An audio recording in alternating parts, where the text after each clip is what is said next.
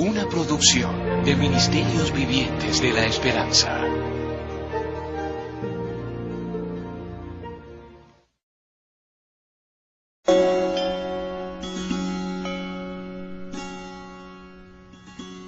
Brigham City es una pequeña ciudad del norte de Utah, donde hay un tabernáculo mormón y muchas casas de reunión de la Iglesia de Jesucristo de los Santos de los Últimos Días, también llamada de los Mormones. En el centro, en la calle principal, se encuentra un edificio sencillo donde se reúne la pequeña iglesia llamada Iglesia Cristiana Esperanza Viva. Muchos de los cristianos que se reúnen en la Esperanza Viva fueron mormones, y cuando hablamos de mormones, nos referimos en muchos casos a los cónyuges, a los hijos, a los nietos, a los compañeros de trabajo y a la gente que conocemos de toda la vida, y por supuesto que los amamos y los queremos ayudar.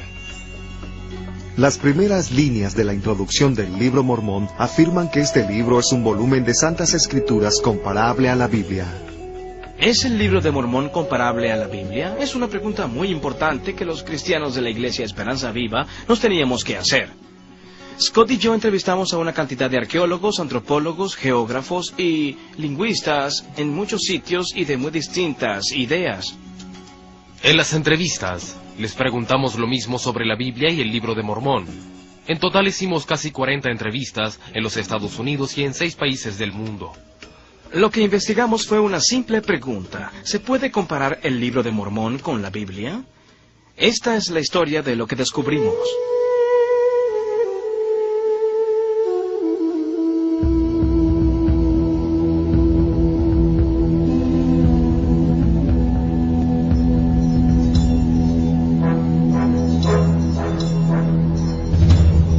¿Se basa mi fe en los hechos históricos?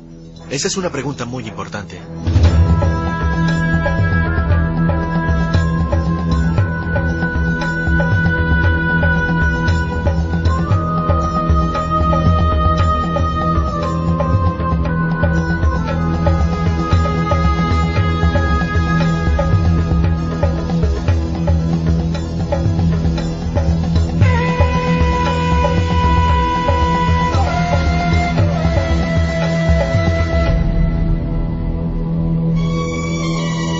Quiero saber si es algo en lo que puedo creer. Hay pruebas físicas. Puedo creer que el texto cuenta una historia real del pasado. Y también si puedo creer en él espiritualmente.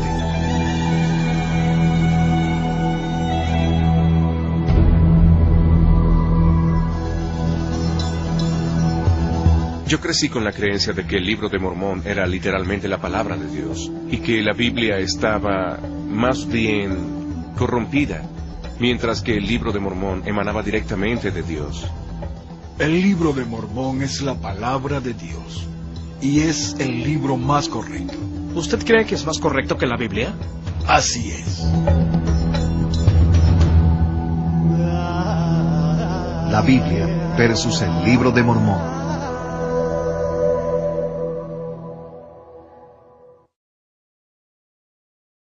La historia de la Biblia.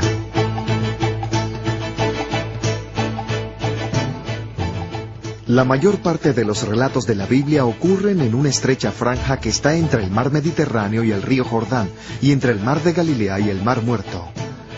Hacia el sur está Egipto y el mar Rojo. En esta tierra, que originalmente se llamaba Canaán, es donde se establecieron los israelitas, el pueblo elegido de Dios. Uno de los primeros y más famosos de sus reyes fue David, quien fundó el reino de Israel. El rey Salomón fue su hijo y sucesor, y construyó el templo del Señor en el monte Moriah, en Jerusalén.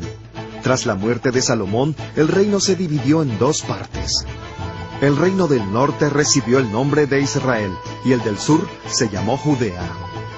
La Biblia dice que el imperio asirio conquistó a Israel, el reino del norte, y el del sur permaneció intacto hasta el año 586 a.C., cuando fue conquistado por los babilonios, quienes después de quemar el templo de Jerusalén enviaron a los hebreos al exilio. Tras pasar 70 años en el exilio, el pueblo de Judea, que por ello se llama judío, se le permitió volver a Jerusalén y reconstruir el templo y los muros de la ciudad. El Nuevo Testamento se inicia cuando la tierra de Israel y de Judea, ahora llamada Palestina, se encuentra bajo el dominio de Roma. Su gobernante era Herodes, quien amplió el templo. El Nuevo Testamento habla del cumplimiento del Viejo Testamento con la llegada del Mesías en la persona de Jesucristo.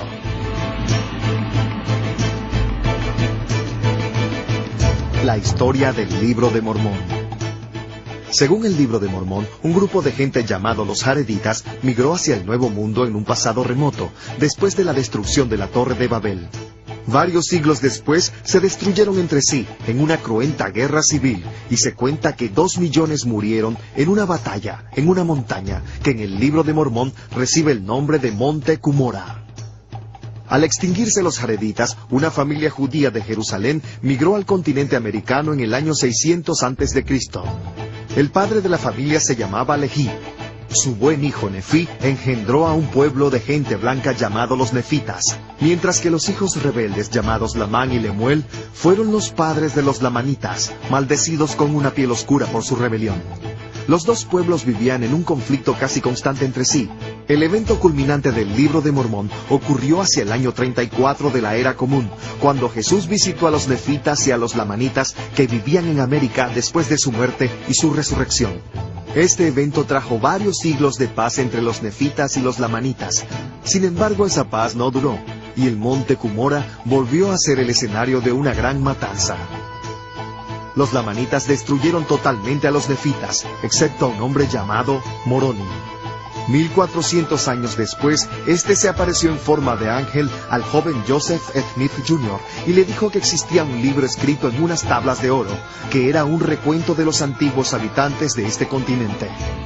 Cuando Smith recibió las tablas en el monte Cumorah, afirmó que tradujo el antiguo recuento al inglés.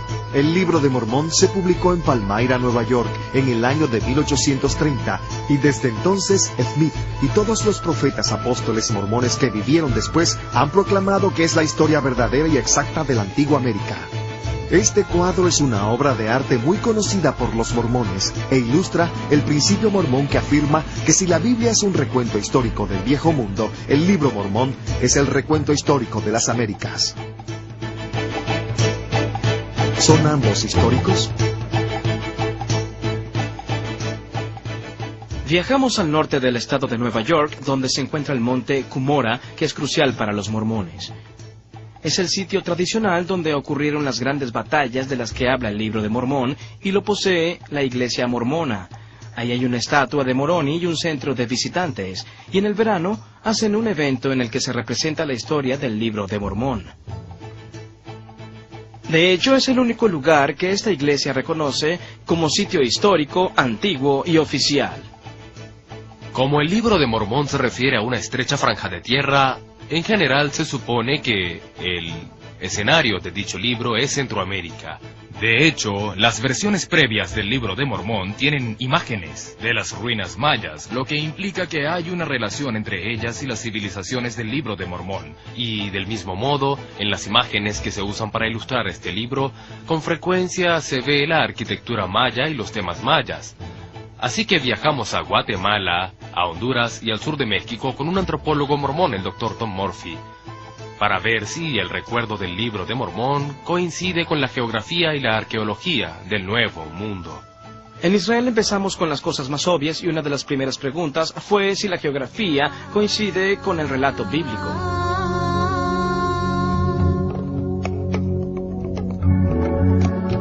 La geografía. Desierto de Judea, margen occidental del Jordán, Palestina. Monte Hermón, alturas del Golán, Israel. Río Jordán. Mar de Galilea. Mar Muerto. En Israel usamos hoy en día los mismos nombres que se usaban en la Biblia hace 3500 años, como el Mar Muerto, como las montañas moabitas, las montañas amonitas. Los nombres se conservan hasta hoy. Estos sitios son tal como lo cuenta la Biblia. La geografía concuerda, los valles están junto a las ciudades, que están junto a las montañas, y todo ello está descrito en las Escrituras, con gran cantidad de detalles geográficos. Si hay mapas en la Biblia, ¿por qué no los hay en el Libro de Mormón? No hay mapa que muestre las tierras del Libro de Mormón, porque no las pueden ubicar en la tierra. No saben dónde están. ¿Y qué hay de los mapas ilustrados que se ven en el Libro de Mormón? ¿Por qué no están de acuerdo entre sí? Y algo más importante aún, ¿por qué no corresponden a un sitio concreto de la Tierra? No puede haber geografía, porque no hay una sede terrenal real para los eventos descritos en el libro. La gente no se pone de acuerdo porque cuando se trata de ubicar el lugar real, hay que distorsionar el lugar real o el texto en sí. La Iglesia de Jesucristo de los Santos de los Últimos Días no tiene posición oficial sobre la geografía del Libro Mormón.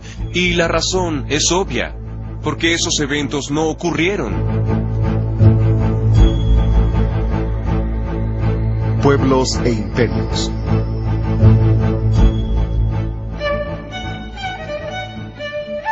Los judíos aún existen hoy en día, tanto en los países en los que han ido al exilio como en la tierra de Israel. Y todas las civilizaciones en torno a Palestina han sido bien ubicadas por la arqueología y la historia. Israel es el puente entre tres continentes, por eso los egipcios vinieron aquí, los asirios la invadieron, los babilonios también, el imperio heleno y los romanos. Resulta evidente cuando se lee la Biblia que se refiere a lugares históricos. ¿Cómo se sabe que existió el Imperio Romano? Los romanos dejaron su huella por donde pasaron. Dejaron grandes carreteras, monedas y recuentos escritos. Los restos de los antiguos imperios de Grecia y de Roma, que están descritos en la Biblia, son muy visibles en todo el Viejo Mundo, y de igual modo, el Libro de Mormón describe la existencia de varios imperios en el Nuevo Mundo. Se habla de la civilización jaredita en el libro de Eter, a la cual prometen que se volverá la nación más grande del mundo. Y a pesar de eso, no se encuentran rastros de esa civilización. Las fechas que se ven al pie de página del Libro de Mormón indican que el imperio jaredita fue reemplazado por el imperio nefita poco después del año 600 a.C. En el Libro de Mormón está la gran civilización de los nefitas, que era un pueblo industrioso que construyó máquinas y vivía en grandes ciudades. Yo no he visto ninguna prueba que indique que los nefitas vivieron en América. Las civilizaciones que hubo en toda Centroamérica tuvieron un ascenso y llegaron a su clímax entre los años 600 y el 900, después de los eventos que se cuentan en el Libro de Mormón. Se dice que los lamanitas acabaron el imperio nefita en el año 400 de nuestra era. Y según dice el Libro de Mormón, de los 3 pueblos que existían, solo sobrevivieron los lamanitas, que se convirtieron en los principales antepasados de los indígenas americanos. Aquí en el monte de Cumorah se encuentra esta placa que nos describe como los lamanitas. Dice que los lamanitas son lo que queda de la casa de Israel. Se refiere a nosotros, escrito en el Libro de Mormón. No se ha encontrado ninguna evidencia de una cultura procedente del territorio de Israel, llamada lamanitas o nifitas. No hay ninguna evidencia. La Biblia también se refiere a varios pueblos que ya no existen hoy en día, como son los cananeos y los filisteos. Pero sí hay rastros arqueológicos de ellos. Se sabe mucho sobre la civilización cananea por las fuentes del antiguo Egipto y también por muchos restos arqueológicos que se excavaron en este país, en los que se refleja la civilización cananea. ¿Arqueológicamente se ha demostrado que existieron los filisteos? Por supuesto, sí. Sin duda alguna. Los filisteos tienen una cultura material muy propia de ellos y que se distingue de las otras culturas que vivieron aquí. Y surge la pregunta de cómo es posible que esos 3 enormes imperios que se dice florecieron en América por varios siglos no dejaron ningún rastro arqueológico. ¿Es posible que haya existido un imperio en el continente americano sin dejar ningún rastro arqueológico? No, no es posible. No, es imposible. Se sabe que la arqueología no miente. Si existió un pueblo en cierto lugar, tuvo que dejar tras él muchos objetos. No existe una situación así en la que un imperio haya sido destruido sin dejar ningún tipo de rastro. Todos dejan sus tumbas o los restos de sus casas o sus templos. Dejan lo que fundaron y dejan lo que destruyeron.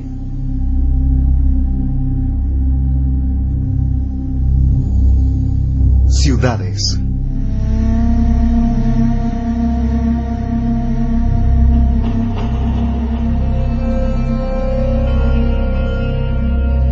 Los asentamientos permanentes, todos ellos son bien conocidos por los eruditos y científicos de Israel hoy en día. Son ciudades como Hazor y Megido y Jerusalén y Shilo y Arad y Beersheba y Jericó. Muchas de ellas aún están habitadas hoy en día, otras están en ruinas, pero Jesús condenó las ciudades de Capernaum, Betsaida y Corazín, y no hay duda de que los arqueólogos saben que fueron sitios de verdad que existieron en su tiempo, y las pruebas de ello son claras.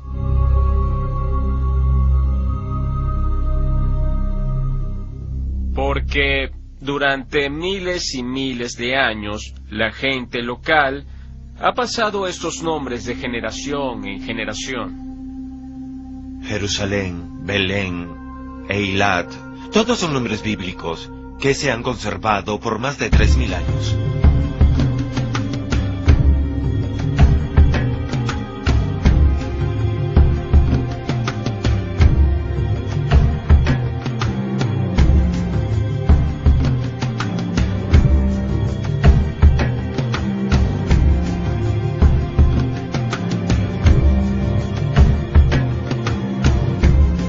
Las ciudades fortificadas de las que habla el Libro de Mormón tienen nombres como el de Nefí, Manti, Serahemla, Sidón, Gershon y Abundancia, para nombrar unas pocas de las más de 30 grandes ciudades que se mencionan en dicho libro.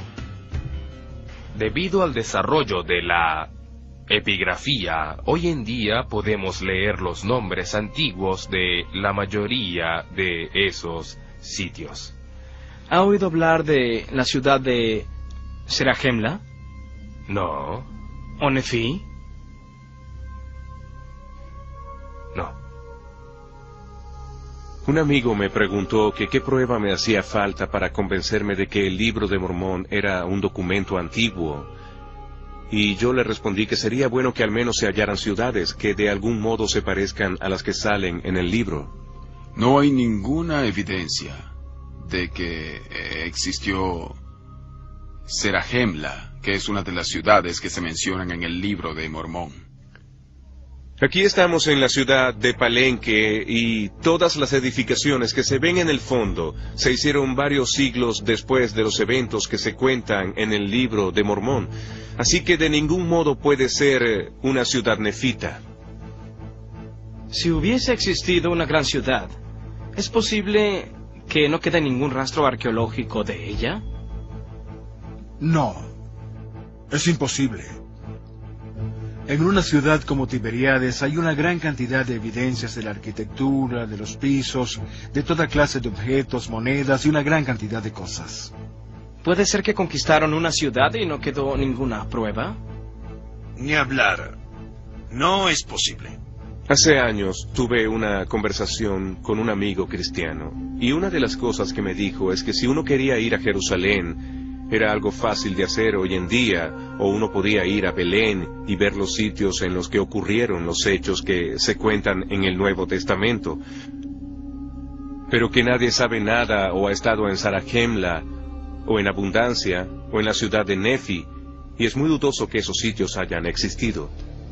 Y en mis clases de antropología aprendí que mi amigo cristiano tiene razón, y el Libro de Mormón se equivoca.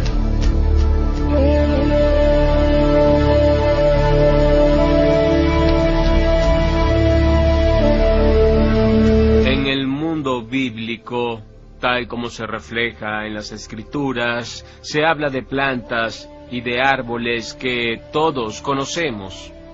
Higos, almendras, palmeras, trigo y cebada.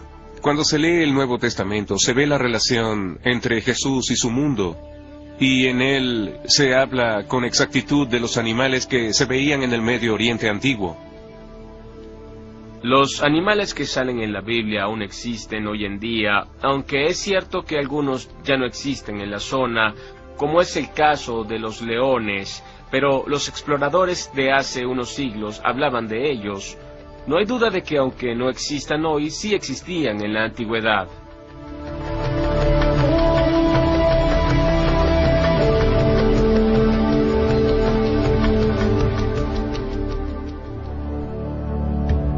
El libro de Mormón cuenta que los hijos de Leví exploraron el continente americano después de llegar a él. El primer libro de Nefí 18 dice así: había bestias de toda clase en los bosques, estaban la vaca y el toro, el asno, el caballo y la cabra. El segundo libro de Nefí 12:7 dice así: la tierra también está llena de caballos. Y el libro de Mormón habla del uso de carros alados por caballos en las grandes batallas de decenas de miles de guerreros. Dicho libro también habla de otro aspecto de la cultura como es la agricultura. En Mosía capítulo 9 dice así: comenzaron a sembrar la tierra con semillas de trigo y de cebada. Uno esperaría hallar restos de la clase de plantas y animales que tenían, pero en lugar de eso se ven pavos, llamas y perros. Las plantas son el maíz, los frijoles y la calabaza. El libro de Mormón habla de las plantas que no son, como el trigo y la cebada en la antigua América. Aquí no existía el trigo, ni se veía el ganado de cabras y ovejas. No habían caballos en la época del libro de Mormón, ni tampoco habían elefantes en América. Totalmente ausentes. Los mayas no tenían bestias de carga.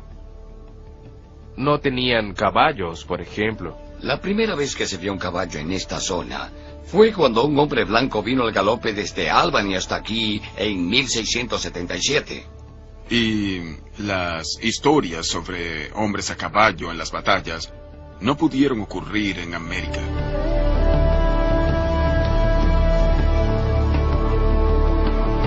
Metalurgia y escritura. El libro dice que los nefitas y los jareditas procesaban el mineral en bruto y trabajaban con gran cantidad de metales. El primer libro de Nefí 18:25 dice que la familia de Leví halló muchas clases de metal en bruto, como el oro, la plata y el cobre. Aquí no se usaban los metales como el oro o el cobre, en términos metalúrgicos, tal como se dice en el libro de Mormón, que hace referencia a los fuelles y otras herramientas de la metalurgia. El libro de Mormón concretamente afirma que existía el acero en el Nuevo Mundo. Es muy fácil hallar los sitios donde se fundía el acero, aunque no se encuentren los objetos de acero, y no se ha hallado uno solo de esos sitios que permita afirmar que se fundía el acero. Y lo que es más asombroso sobre los mayas es el hecho de que no usaban los metales.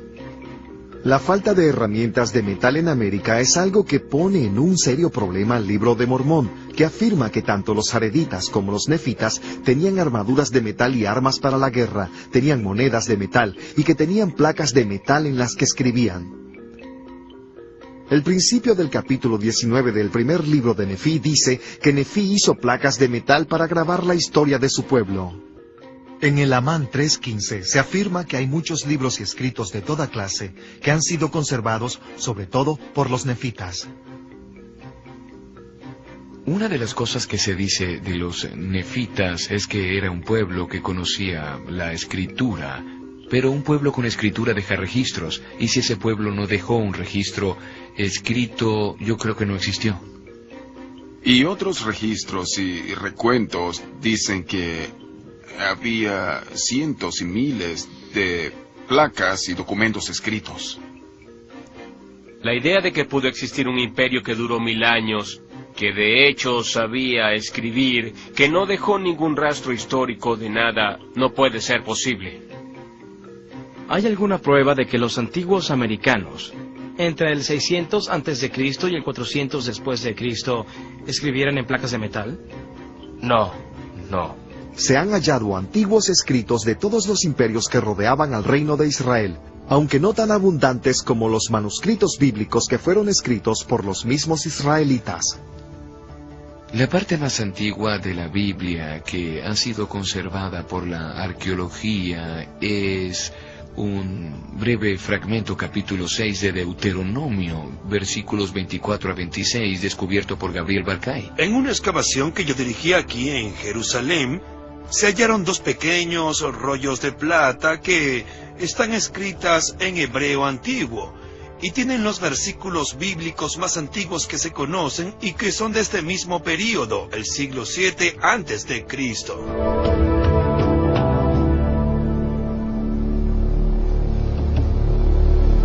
Hemos subido la montaña de Qumran y esta es la cueva número 1 donde se descubrieron los pergaminos del Mar Muerto en 1947. Todos los libros del Antiguo Testamento, excepto tal vez el libro de Esther, se encuentran en los pergaminos del Mar Muerto. Se han hecho copias de los libros del Antiguo Testamento a partir de los pergaminos del Mar Muerto entre el 200 y el 100 antes de Cristo. Del Nuevo Testamento en griego hay unos 5.500 manuscritos, en los que sale todo el texto o parte del mismo. De modo que hay muchas evidencias de los evangelios en griego y de las epístolas del Nuevo Testamento que se remontan a una época muy antigua, a solo unas pocas décadas después de que fueron escritas por primera vez. Y en contraste, no hay ninguna copia antigua del Libro de Mormón. Hay pruebas manuscritas de hace casi 2000 años del Nuevo Testamento y de hace más de 2000 años del Antiguo. Pero el Libro del Mormón no tiene ninguna evidencia manuscrita. Ninguna. Del Libro de Mormón no hay ninguna prueba documental. No hay ningún texto que sea anterior a 1930.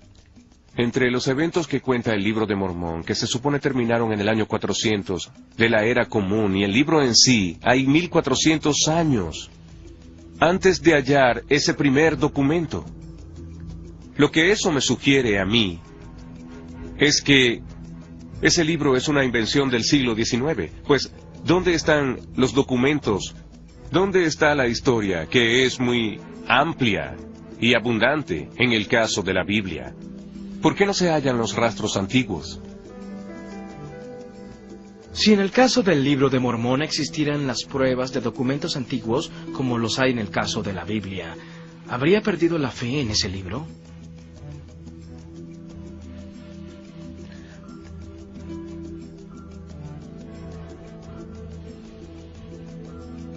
Esa es una buena pregunta. No lo sé.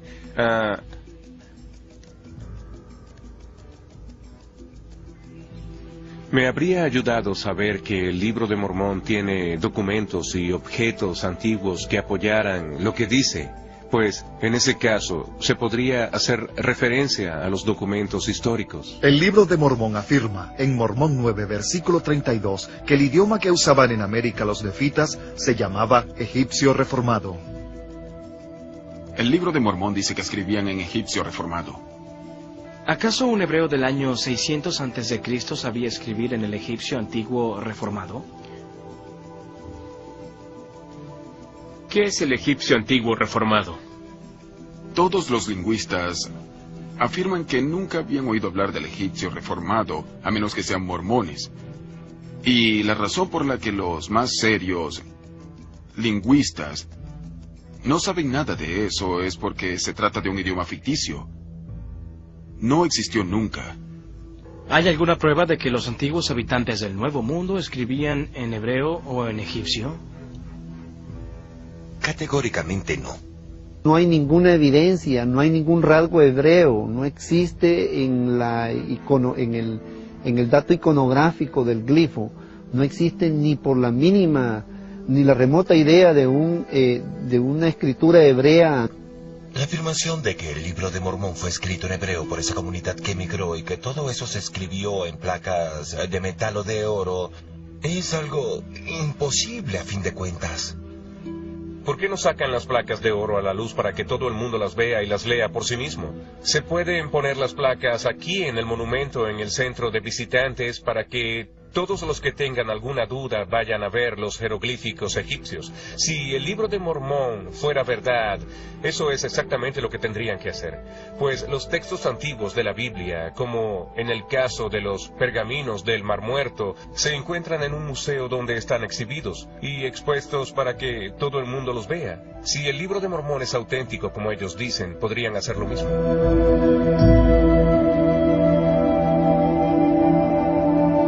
Las monedas. Tanto en la Biblia como en el Libro de Mormón se habla de los sistemas de monedas. Por ejemplo, en la Biblia se mencionan muchas monedas romanas que se usaban en la época de Jesús, en el primer siglo de nuestra era. El pavimento sobre el cual estamos parados en este momento estaba recubierto por una capa de entre 5 y 7 centímetros de tierra en la que había muchas monedas que se remontan al siglo I. ¿Cuántas monedas más o menos se han hallado en este lugar durante la excavación? Como unas 300 o 400. ¿Qué pones en ese balde? Monedas. ¿Son monedas? Sí, más de 10 monedas. ¿De veras? En un solo día. Más de 10 monedas en un día, y esas son solo las que hallaste ayer. Sí. En las notas del capítulo 11 del Libro del Alma, en el Libro de Mormón, se dice que empezaron a hacer las monedas nefitas, y luego se pasa a describir la forma en que funcionaba el sistema monetario. Pero si se toman las monedas que se describen en el Libro de Mormón y se comparan con el sistema de intercambio que existía en la América antigua, se ve que no se parecen en nada. Aquí no se usaban monedas de metal. Ese libro está lleno de datos falsos. ¿Y en todas sus excavaciones no ha hallado ninguna moneda que sea previa a la llegada de los europeos? No.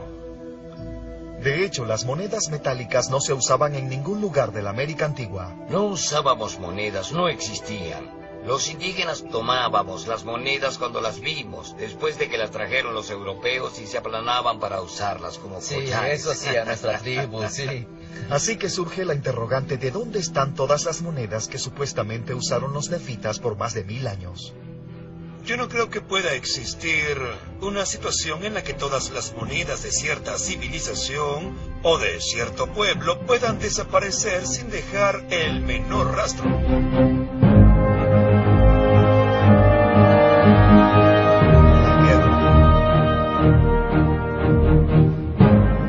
La Biblia hace referencia a numerosas batallas y guerras a lo largo de toda la historia de los israelitas. ¿Se han hallado puntas de lanza y cosas por el estilo? Por ejemplo, cuando por este país pasaron los invasores de Asiria, las puntas de las flechas cayeron en los techos de las casas, que más tarde fueron destruidas. Por eso se encuentra primero la capa de las puntas de las flechas y luego la capa de los pisos. Sobre el período bíblico están las evidencias de las puntas de las flechas que usaron los babilonios y de la gente local y de las que usaban los asirios. Las notas al pie de página del Libro de Mormón dicen que el exterminio de los lamanitas por parte de los nefitas ocurrió en el año 400 de la Era Común, aunque no ha quedado ninguna prueba arqueológica. En contraste, una batalla mucho menor que ocurrió muchos años antes, en el siglo I de la Era Común en Palestina, nos demuestra lo que se puede hallar si se hubiese entablado una batalla como la que describe el Libro de Mormón. El historiador Flavio Josefo nos habla de una gran roca aislada en el desierto, llamada Masada, donde relata que había unos 900 judíos que fueron sitiados por los romanos y que se suicidaron por ello. En la década de 1960 se ubicó el sitio y se excavó, y sellaron los huesos de los difuntos, sellaron las casas y las monedas, de modo que hay una evidencia muy clara de ese evento muy trágico que ocurrió en Masada, gracias a la arqueología. No hay civilización que se pueda destruir de forma tal que no quede ningún resto de ella. En el libro de Éter del Libro de Mormón, en el capítulo 15, se describe una enorme guerra, y textualmente dice: mataron a 2 millones de hombres fuertes, y también a sus esposas e hijos. ¿Dónde están las espadas de acero que mataron a esos millones? ¿Dónde están los cadáveres y los restos, los esqueletos de todos esos millones? ¿Dónde están las pruebas de esa antigua catástrofe? No se encuentran. No están en Centroamérica ni en el monte Cumorah de Nueva York, porque simplemente no ocurrió. Cuentan que varios siglos después el pueblo lamanita destruyó al nefita en otra enorme batalla en el mismo monte de Cumorah. Yo me crié como mormón y siempre me decían que en el monte Cumorah ocurrieron los hechos culminantes del libro de Mormón. Mormón capítulo 8, versículo 2. Así ocurrió que después de la grande y tremenda batalla de Cumorah, he aquí que los nefitas que habían huido al campo hacia el sur fueron perseguidos por los lamanitas que los destruyeron a todos. Y luego hace un recuento de cuántas personas más o menos murieron y habla de decenas de miles cada vez, que sumadas son al menos 230,000 personas. Nos parecía algo muy grave perder a 12 personas, así es, y había 12 familias que llevaban luto. Me crié en el oeste del estado de Nueva York y los estudios que escogí fueron antropología y arqueología, por mi interés de tratar de probar que el libro de Mormón tenía razón. En la época nos dijeron que la ciencia probaría que eso era verdad. Hice trabajos arqueológicos en el área de Palmyra. Y si hubo grandes batallas en las zonas que ellos dicen, se habría podido hallar muchas cosas que indicaran que hubo esas grandes guerras, como sitios de entierros colectivos, restos humanos y huesos, porque los huesos se conservan muy bien, y no se hallaron espadas de acero ni partes de carruajes. Cuando aquí se habla de armas de guerra, nos referimos sobre todo a armas de piedra, sí. Habían armas cortopunzantes, pero de obsidiana y de pedernal, pero nada armas de metales de ninguna naturaleza. Cuando en Israel se encuentra un sitio bíblico, se empieza a cavar. ¿Por qué la iglesia mormona no excava en el monte Cumorah? Pasarían una gran vergüenza al excavar y no hallar ni una sola cosa. ¿Usted cree que no hallarían nada? Estoy seguro de que no hallarían nada. ¿Se ha hecho alguna excavación arqueológica en el monte Cumorah? Así es. ¿Y se encontró algo? No. La iglesia mormona, que por cierto tiene gran parte de estas tierras, podría hacer una investigación. Pero saben por lo poco que han hecho y por lo que han hecho otros que no hay ninguna evidencia. Es obvio que no excavan por eso, porque si lo hicieran, lo que harían es desautorizar lo que dice su fe.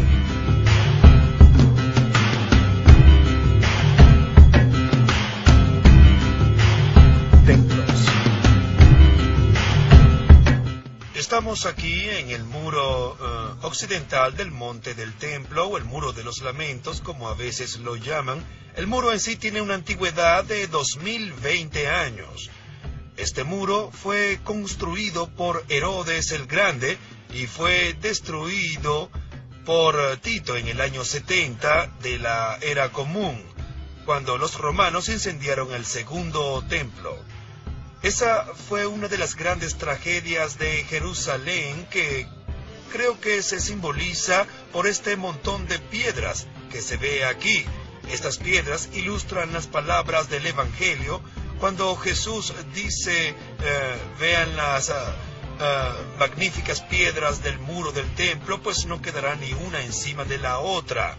Y en estas ruinas se ve la ilustración más clara que puede haber de las palabras de Jesús. En el segundo libro de Nefí 5:16 del libro de Mormón se dice que Nefí y su familia construyeron un templo igual al de Salomón cuando llegaron a América.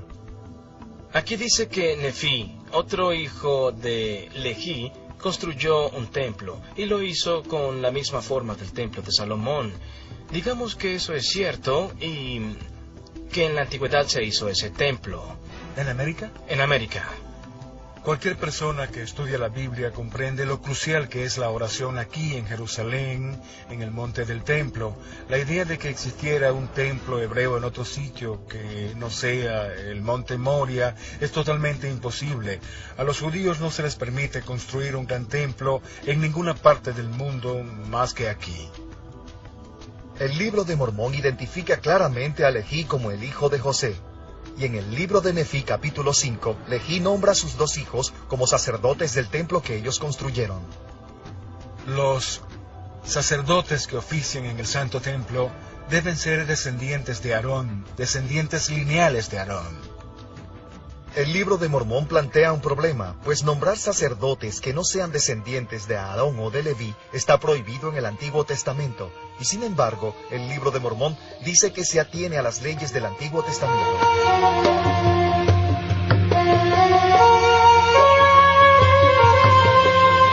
Figuras históricas.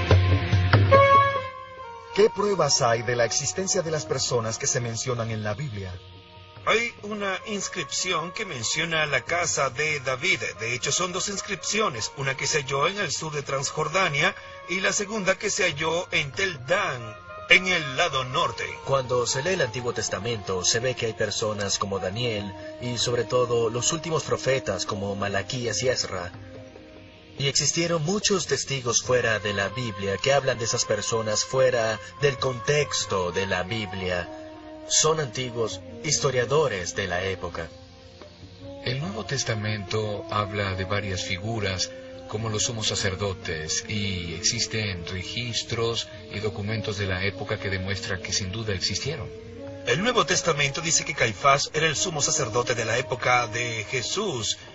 Y hace varios años, unos obreros hallaron una cueva muy antigua usada para enterrar, y dentro de ella se hallaron unas 10 urnas con los huesos de los difuntos, en una de las cuales estaba grabada la frase, José, hijo de Caifás. Las figuras como Pablo debieron haber existido, sino, ¿quién escribió las epístolas firmadas con su nombre? Que están escritas en el griego de la época. En la introducción del libro de Mormón se dice que fue escrito por muchos profetas antiguos, al igual que la Biblia. Antes de preguntar si eran profetas verdaderos, hay que preguntar si acaso existieron. No hay ninguna prueba de que hayan vivido, y mucho menos que hayan escrito esas supuestas profecías y que éstas sean ciertas. No se puede ir tan lejos como para preguntar eso. ¿Y qué hay de Jesucristo, la figura central del Nuevo Testamento? ¿Qué pruebas hay de que existió?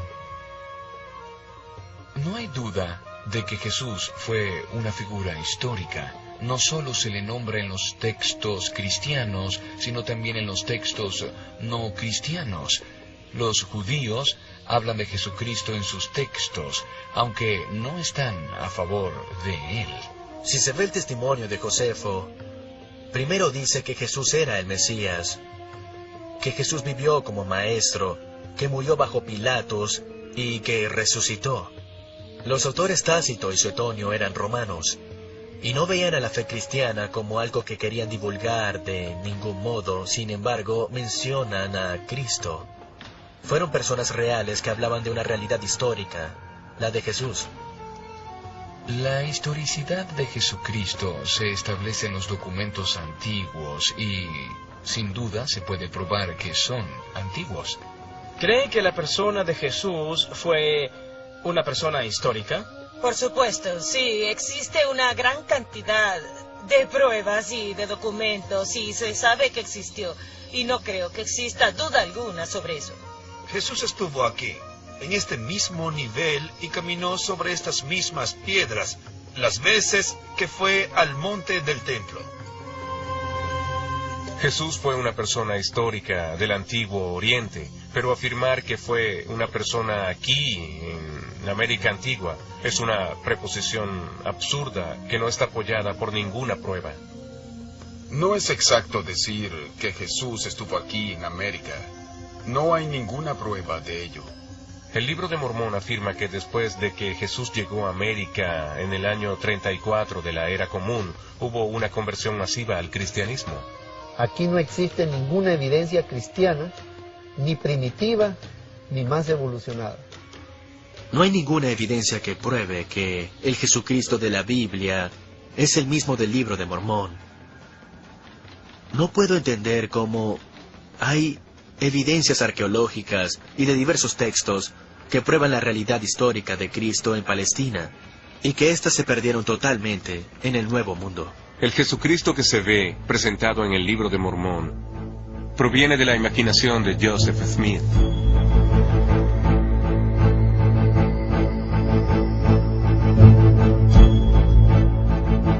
Sopesando las pruebas.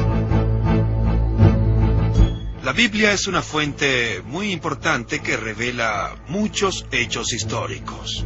Se pueden demostrar con la arqueología los hechos que narra la Biblia. Si se consulta al Instituto Smithsoniano sobre el uso de la Biblia para la investigación arqueológica, va a responder algo en lo que todos los antropólogos de hoy están de acuerdo. O sea que muchos de los libros de la Biblia han sido usados como guía en la investigación arqueológica. Pero por su parte, el libro de Mormón nunca se ha usado en este instituto como guía para una investigación histórica o arqueológica. El problema con el libro de Mormón es tan sistémico que creo que, por más investigación arqueológica que se haga aquí, la conclusión va a ser que lo que dice ese libro no pudo ocurrir en la América antigua. No tiene ningún sentido ese libro de Mormón. Y con todo respeto, creo que no tiene nada que ver con la cultura del año 600 antes de Cristo, y yo soy un experto en ese período. Solo puedo responder con toda franqueza que el libro de Mormón no tiene ninguna autoridad, conocimientos ni integridad de ningún tipo. Joseph Smith inventó una historia y se la presentó al mundo como la palabra de Dios. Eso es algo arrogante, muy arrogante. Como antropólogo, si doy un paso atrás para contemplar todo el panorama, si no se pueden hallar los sitios de los que habla el libro, si no se puede identificar a la gente de la que habla, y si no se encuentran la clase de objetos materiales de los que habla, veo que hay un gran problema. Si solo fuera una cosa, uno diría, bueno, eso no se pudo encontrar. Pero cuando no se encuentra absolutamente nada, la oportunidad de que el libro de Mormón sea verdad es nula. Todos los hechos del libro de Mormón están equivocados. Se equivoca al hablar de las plantas, de los animales, de la tecnología, del supuesto idioma y también de la cultura. El libro de Mormón es una ficción religiosa del siglo XIX.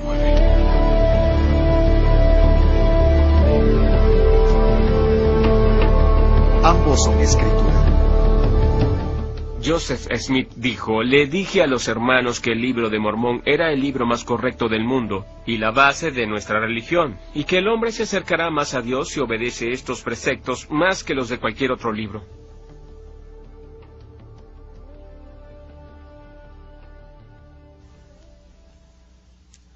El libro de Mormón está lleno de errores. Errores sobre los hechos. Cuando, por ejemplo, dice que Jesús nació en Jerusalén y no en Belén. Y he aquí que él nacerá de María en Jerusalén. Para mí, que he vivido toda la vida en Belén, esto es realmente muy extraño. Jesús nació en Belén y no en Jerusalén. Si el libro de Mormón es el más correcto del mundo, pues hay una gran cantidad de libros llenos de mentiras. Esta es la verdadera historia de la gente a la que preparó el Señor para la llegada de Jesucristo el Salvador. ¿Quién se presentó a ellos en América? Si esa gente no existía, no hay pruebas. Está claro que Jesucristo no pudo venir a América, y el libro de Mormón de ningún modo puede ser otro testimonio sobre Jesucristo. Ellos afirman que el libro de Mormón es la historia de la gente del continente americano. Pero si eso no es cierto, el libro de Mormón tampoco es cierto y no se puede considerar como escritura cristiana. Yo tengo mucha más fe en el Antiguo y el Nuevo Testamento como santas escrituras.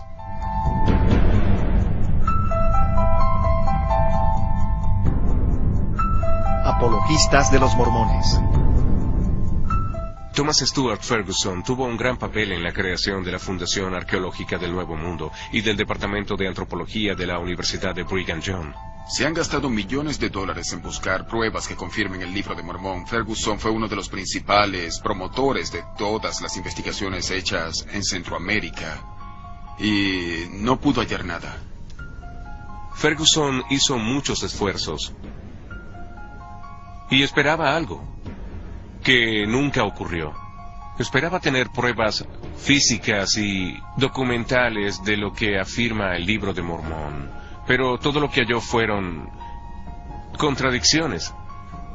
A diferencia de sus colegas de la Universidad de Brigham Young, Thomas Stuart Ferguson tuvo el valor de decir la verdad sobre ese libro.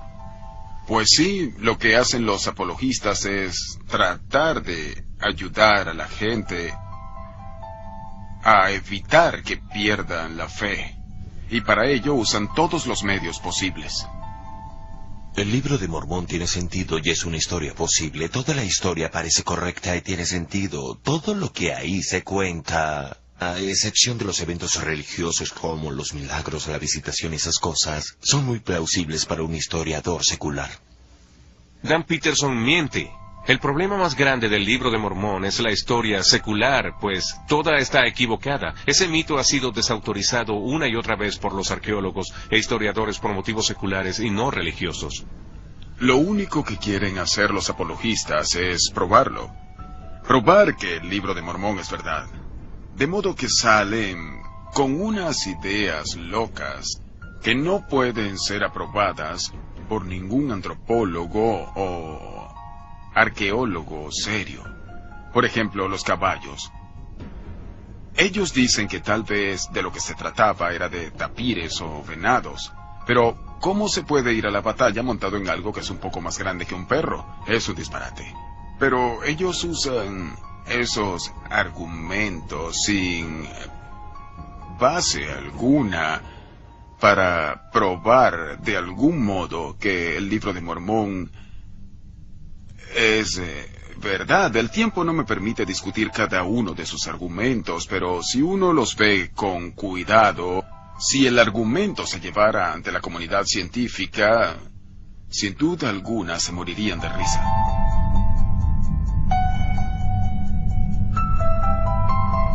Podemos confiar en nuestros corazones.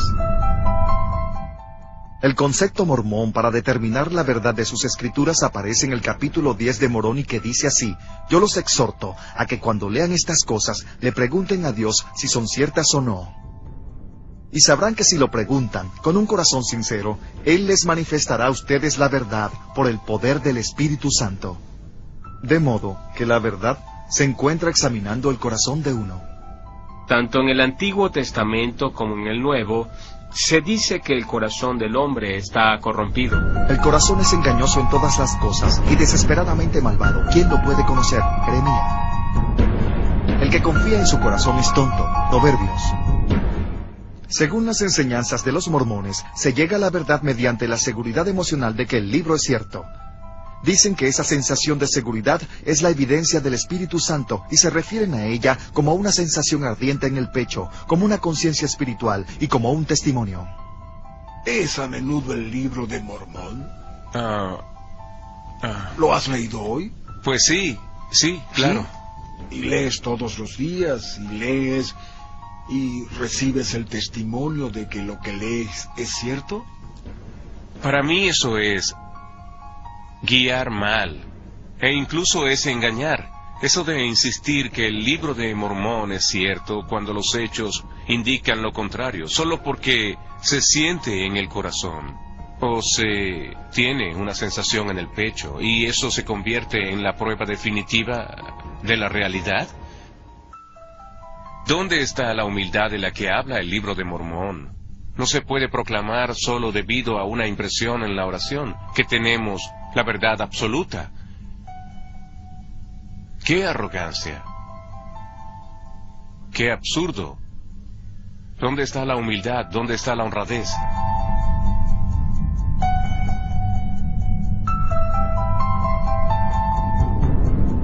¿Están ambos en conflicto? Debemos hacernos una pregunta: si la identidad de Dios, de Jesús y la naturaleza del Evangelio de la Salvación difieren entre las Escrituras mormonas y la Biblia. Gordon B. Hinckley, presidente y profeta de los mormones, dice lo siguiente: como iglesia tenemos críticos y son muchos. Ellos dicen que no creemos en el Cristo tradicional de la cristiandad. Hay una cierta verdad en lo que dicen, pues nuestra fe y nuestro conocimiento no se basa en la antigua tradición. Nuestra fe y conocimiento nos viene del testimonio de un profeta sobre un designio divino. El profeta de la iglesia mormona, Gordon Hinckley, afirma que él no cree en el Cristo cristiano, sino en el Cristo que enseñó José Smith. Pero ellos se enojan mucho cuando se les sugiere que es un Jesús distinto. Pues les tienes que citar a Hinckley y decir, esto es lo que afirma vuestro profeta. Puede que aún se enojen, pero no pueden discutir con uno si su profeta declara ese hecho. Pueden enojarse todo lo que quieran, pero no lo pueden discutir.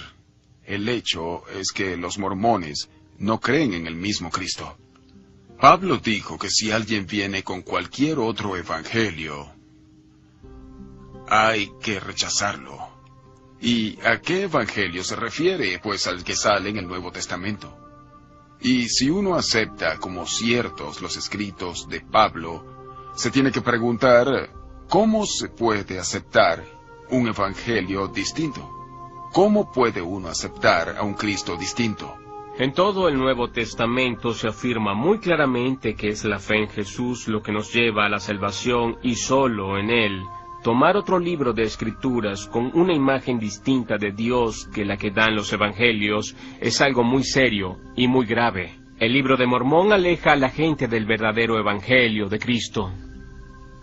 Hoy se ve una gran presión en esa iglesia para parecer más cristiana, y creo que la motivación que hay detrás de eso son los conversos.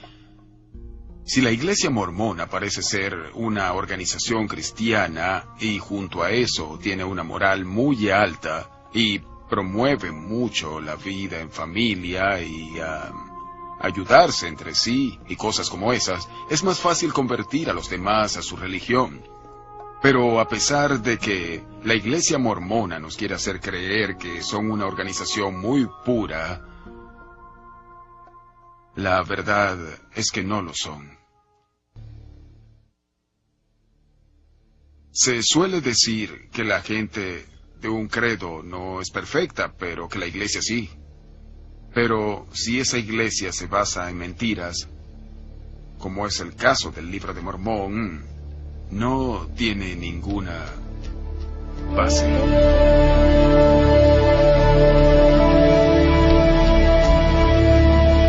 Llegar a la verdad. Como intelectual mormón, me pregunto por qué causa le tenemos miedo a la verdad. ¿Por qué no queremos ser honestos sobre el modo en que se creó el Libro de Mormón, de dónde proviene y qué es lo que dice? Que digamos la verdad sobre la antigua América. ¿Por qué razón nos tenemos que reconfigurar la imagen de la América antigua para que encajen con estos prejuicios y estereotipos? Más bien debemos tratar de forma directa y honesta los problemas de la arqueología, de la genética y la lingüística, y dejar que se diga la verdad. ¿A qué le tememos? ¿Tenemos fe en Joseph Smith o en Jesucristo? Cuando yo investigué la fe mormona, lo hice porque quería saber si era verdad. Si en verdad era la revelación de Dios a Joseph Smith, yo quería saberlo. Y le dediqué mi tiempo. Leí el Libro de Mormón, fui a la iglesia, asistí a las clases en el instituto de ellos, hice todo lo que había que hacer para saber más sobre la fe mormona. Y lo que encontré fue que cada vez me alejaba más de una relación personal con Jesucristo. Para mí, una pregunta muy importante es saber si mi fe se basa en un hecho histórico. Y me di cuenta que cuanto más estudiaba la filología y la arqueología y los aspectos históricos de la fe y del texto, mi fe se hacía cada vez más fuerte. Lo que dice la Biblia es suficiente para la salvación. Y no hay que tenerle miedo a tratar de aprender más. Pues, por ejemplo, en mi caso, cuanto más aprendo, más me acerco a Jesucristo.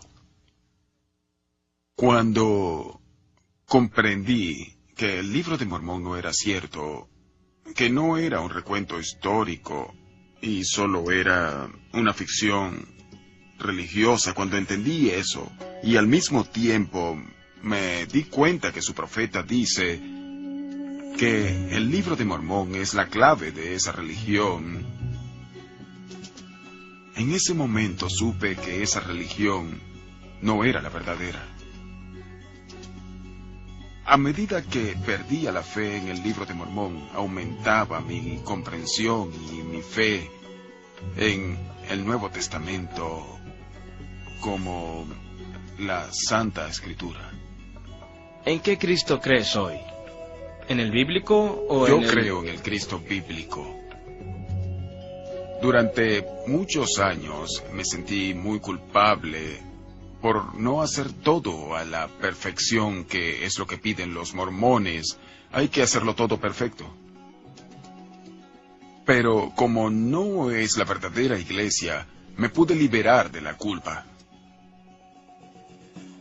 Y cuando empezaste a creer en Jesucristo como cristiano, ¿la culpa y la necesidad de ser perfecto te volvieron o no? No. Y ello se debe a que vi las afirmaciones que dijo Jesús en el Nuevo Testamento.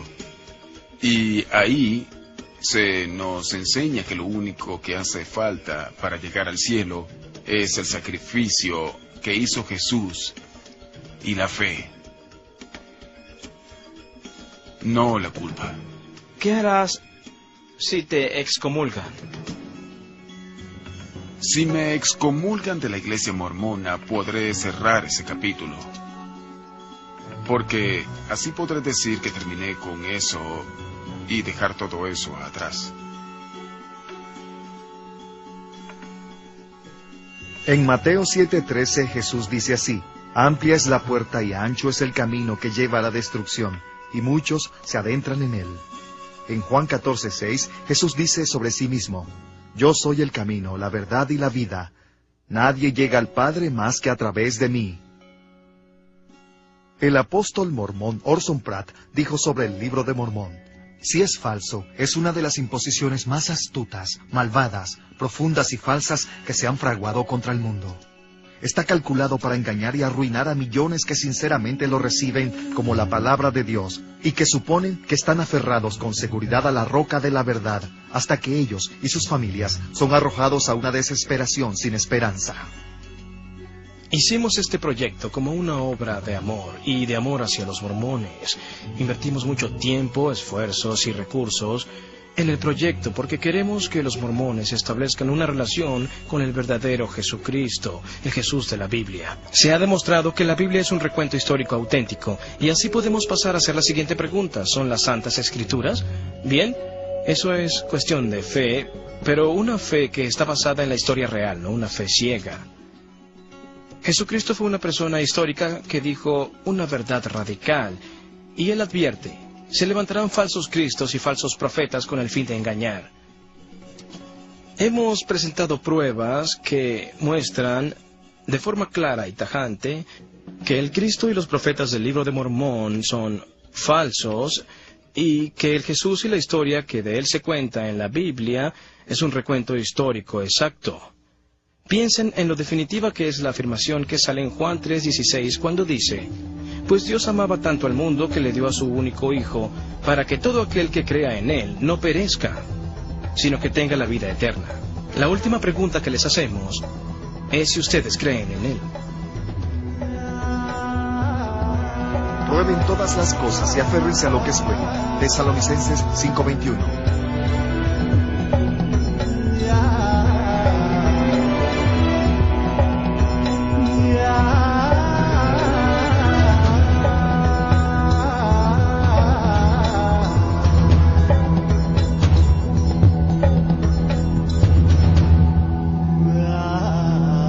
La palabra de Dios perdurará para siempre. Isaías 48.